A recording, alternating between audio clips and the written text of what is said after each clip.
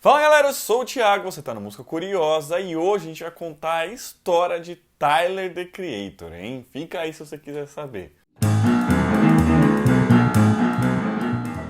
E galera, se vocês gostam desse tipo de vídeo, já se inscreve no canal que toda semana a gente lança mais assim, beleza? No dia 6 de março de 1991 nasce Tyler Gregory Okona, filho de um pai nigeriano e mãe americana com descendência canadense. Porém, sem ter conhecido o pai, ele passou ali sua infância nas comunidades de Ladeira Raiz e Lawton, lá no sudoeste de Los Angeles. Ele sempre foi muito criativo e com 7 anos de idade ali ele já criava capas para os seus álbuns imaginários. E isso incluía a lista de faixas com um tempo de duração e tudo antes mesmo de fazer qualquer tipo de música. Mas sua vida musical começou com 14 anos, lá em 2005, quando ele aprendeu a tocar piano sozinho. Quando ele ficou mais velho, ele chegou a trabalhar na FedEx, por cerca ali de 2 semanas, e aí no Starbucks também, por cerca ali de 2 anos. E foi durante esse período aí que ele criou no MySpace ali com seu nome artístico a página Tyler, The Creator, onde ele postava ali as primeiras músicas que ele ia fazendo ali, mostrando seus esforços criativos. Então com toda essa vontade aí de fazer música, em 2007, junto com o Left Brain, o Rod Beats, o Matt Martians, Jasper Dolphin e Casey Veggs, o coletivo de hip hop alternativo Odd Future. E já em novembro de 2008 eles lançam sua primeira mixtape, que foi a The Odd Future Tape, que foi gravada ali utilizando o microfone de um computador.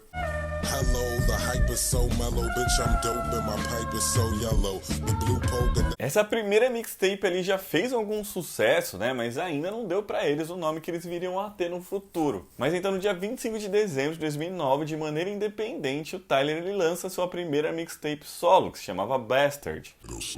This is what the devil plays before he goes to sleep. Some food for thought, this food for death, go ahead and... Ela fez muito sucesso e foi classificado como o 32º melhor álbum do ano de 2010 pela Pitchfork Media. E o sucesso aí desse lançamento do Tyler, fez com que a Odd Future também se destacasse. Então em fevereiro de 2011 ele lançou o clipe da música Yonkers,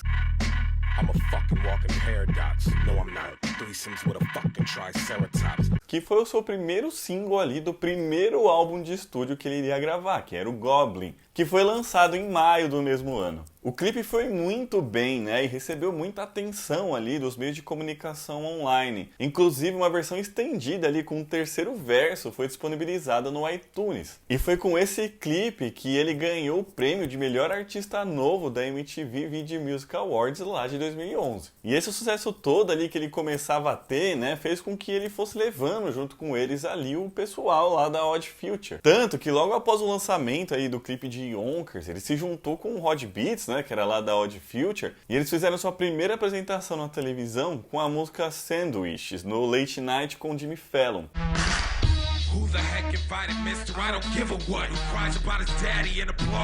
E um mês depois ele se juntou ainda com outros integrantes ali da Odd Future e apresentaram as músicas Yonkers e Sandwich no Wood Beach Awards 2011 da MTV U. E aí, alguns meses depois, então, ele lançou o primeiro álbum de estúdio dele, que foi o Goblin. E esse álbum fez muito sucesso, Inclusive levou ele a assinar ali um contrato com a Sony Music. Mas esse álbum também trouxe algumas polêmicas para ele, Porque trazia ali algumas representações gráficas, de violência contra a mulher. Além de ter algumas letras também que podem ser consideradas ali como misóginas, E abordar temas como assassinato e abuso sexual. Além disso, também trazia uma incidência de palavras ali muito grande, que poderiam ser consideradas ofensivas para mulheres e homossexuais. Mas isso não fez com que o sucesso dele diminuísse, tanto que no ano seguinte, ali em março de 2012, ele estreia o programa de televisão Loiter Squad da Odd Future lá no Adult Swim. O programa teve 3 temporadas e contou com a participação especial ali de celebridades como o Lil Wayne, Seth Rogen e o Johnny Knoxville, por exemplo. Depois disso, já em 2013, ele lançou o seu segundo álbum de estúdio, que foi o Wolf, que foi recebido com críticas muito positivas e inclusive estreou no 3º lugar da lista da Billboard 200. Além de ter vendido 90 mil cópias só na primeira semana e assim cada vez mais o sucesso dele ia crescendo, O álbum teve a produção inteiramente do Tyler, tirando a última faixa ali que era Alone, e trouxe como single a música Dome 23. Sick to my motherfucking tummy. Bitch must think I'm a motherfucking dummy. Because I just bummy, bitch think I'm broke, bitch. O disco teve uma série de participações especiais ali, além de algumas pessoas da Odd Future, mas também do Frank Ocean, do Mike D, do Homogenesis e uma série de outras aí. E já durante a turnê aí do lançamento desse álbum, os fãs eles estavam cada vez mais ansiosos ali pelos novos lançamentos que ele faria. Foi então que em abril de 2015 ele lançou o clipe da música Fucking Young lá pro canal da Odd Future no YouTube.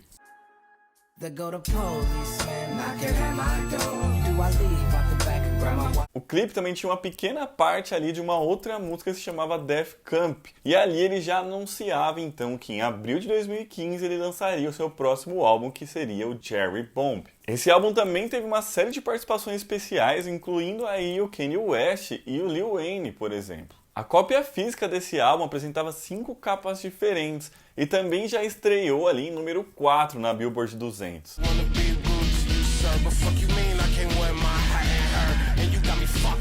Ele teve críticas muito positivas, mas teve uma recepção ali polarizada pelos fãs, onde muitos gostavam muito e muitos não gostavam nada. E então ele fez uma turnê mundial aí por causa desse disco, né? Tocou em lugares do mundo inteiro e então ele revelou que ele tinha sido proibido de entrar no Reino Unido por 3 a 5 anos. O que fez com que ele cancelasse aí uma série de shows que ele teria lá, inclusive alguns festivais que ele participaria. A proibição foi determinada por Theresa May, que era parte ali do governo do Reino Unido, e por conta ali de letras da mixtape Bastard, lá de 2009. O que causou algum estranhamento, porque inclusive no lançamento da mixtape Bastard, ele fez ali shows pelo Reino Unido, e essa proibição veio só muitos anos depois. O Tyler ele chegou a afirmar ali que se sentia meio sendo tratado como um terrorista, né, e falando ali que essa proibição ela era racialmente motivada, falando que eles não tinham gostado ali do fato de seus filhos estarem adorando a um homem negro. Mas isso aí não fez com que ele parasse ali de produzir e criar coisas, né? Tanto que já em 2017 ele lançou junto com Jay-Z a música Beacon. That's a full cab and a backflip. E alguns dias depois foi anunciado que ele escreveria, produziria e tocaria a música tema do programa Bill Nass Saves the World. O programa ele estreou em agosto de 2017 e tinha um tom ali mais científico e o foco era trazer explicações ali de coisas que o Tyler achava interessante. Mas ele fazia muita coisa, né? E esse ano de 2017 aí foi de muitas produções para ele. Tanto que alguns meses aí antes da estreia do programa, em junho de 2017, ele lançou as músicas 911 Mr. Lonely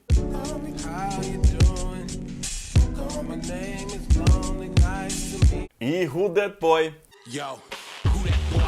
Who him is? Him that nigga, I swear. Stand out guy, him don't need no. E em julho aí desse mesmo ano, ele anuncia ali a tracklist, nome e data de lançamento daquele que seria o seu quarto álbum, que era o Flower Boy, que trazia aí singles como Boredom e I Ain't Got Time. I ain't got time. Esse álbum ele foi um sucesso de crítica, né? Inclusive foi indicado ali como o melhor álbum de rap no Grammy. Mas no final quem acabou ganhando esse prêmio foi o Kendrick Lamar com o álbum Damn. E já em setembro aí de 2017 ele anunciou um outro programa de TV que se chamava The Jellies e já estreou logo em outubro. E o menino não parava, né? Tanto que em março de 2018 ele lançou a música Okra.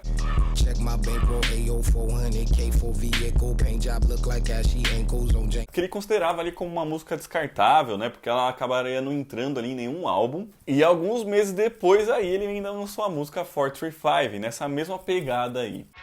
I put the feline in my hair looking like a chia pet and you know they getting green if a flower on it. Quando chegamos em maio de 2019, ele lançou nos seus perfis online ali 2 videoclipes curtos ali apresentando 2 novas músicas. Os vídeos mostravam ele dançando ali de forma meio irregular, né? Além de utilizar uma peruca longa, loira, um terno colorido, óculos escuros e grills.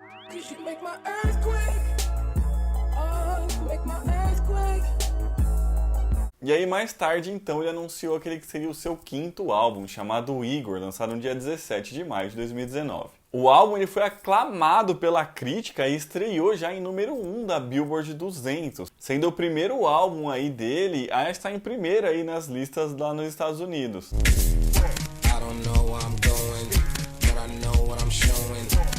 E esse álbum ganhou o prêmio do Grammy lá de melhor álbum de rap, que o outro tinha sido quase, né? E como vemos aqui, o Tyler teve uma carreira aí quase que meteórica, né? Em pouco mais aí de 10 anos, ele conseguiu muitas conquistas aí em 5 álbuns lançados. Mas ele também coleciona aí algumas controvérsias, né? Além dessas letras aí que são um pouco mais problemáticas que eu disse lá anteriormente. E aí eu vou contar aqui algumas delas aqui, algumas curiosidades. No ano de 2011, ele foi preso ali por pichar um muro, né? Ele estava junto com um grupo ali de skatistas, amigos dele e tudo mais, e eles estavam ali para pichar alguns muros do bairro. Eles foram embora ali depois de fazer algumas pichações, mas o Tyler voltou para terminar uma delas que tinha ficado. E aí então ele foi pego pela polícia no Franklin e acabou sendo preso. Nesse momento aí ele já estava começando a ser famoso, né? E ele acabou ali pagando uma fiança e foi liberado. Nesse mesmo ano ele foi preso novamente lá em Hollywood por vandalizar ali um lugar onde ele tinha feito um show ali algumas horas antes. Ele teria sido preso na frente da própria mãe, que inclusive chegou a gritar ali com os policiais. Após esse incidente todo aí, a polícia teve que fechar a rua ali por cerca de meia hora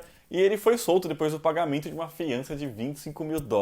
Além disso, em 2013, ele dirigiu ali uma série de comerciais da Mountain Dew, que criaram polêmica ali por trazer alguns estereótipos raciais e também mostrar algumas coisas de violência contra a mulher. Algumas pessoas chegaram a afirmar que aquele era indiscutivelmente o comercial mais racista da história. A PepsiCo chegou a pedir desculpas e tirar o comercial do ar. O Tyler ele chegou a anunciar ali um comunicado, né, falando que a ideia não era trazer nenhuma controvérsia sobre raça e falando que a história ali do comercial era absurda e não deveria ser levada a sério. E aí em 2014 ele foi preso mais uma vez aí por incitar um tumulto ali num show dele em que os ingressos estavam esgotados, mas ele começou a falar para os fãs ali passarem pelos seguranças e entrarem. Nesse aí ele também pagou uma fiança, dessa vez um pouquinho mais barata aí de $3.500 e foi liberado depois. Mas então é isso, pessoal, esse vídeo vai ficando por aqui, espero que vocês tenham gostado. Se gostaram, já deixa o joinha aqui embaixo, tá bom?